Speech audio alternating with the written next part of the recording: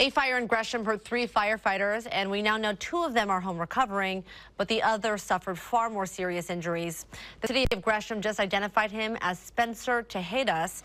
It says he suffered severe burns on over 45% of his body, and right now he is in critical condition.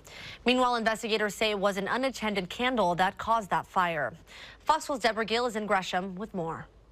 We learned that of the 3 firefighters injured, 2 of them suffered smoke inhalation and some burn injuries, but were treated and released. The other is in Legacy Emanuel Hospital with far more serious injuries. They were hurt fighting a fire here at this duplex on Southeast 182nd Avenue. 911 calls just after 9 last night brought fire crews from Gresham and Portland to this duplex here across the street from Vance Park.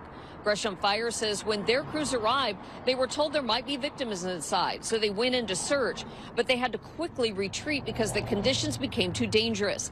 They tell me the interior basically just erupted in flame and they quickly became surrounded by fire. The crews were able to keep the fire from spreading to the other unit of the duplex and say no one living here was hurt. The neighbor in that neighboring unit says it was frightening, but again, she's okay. And she says the woman and her children who lived in the burn unit are also all okay. But again, 3 of their firefighters suffered injuries and had to go to the hospital. In Gresham, Deborah Gill, Fox 12 Oregon.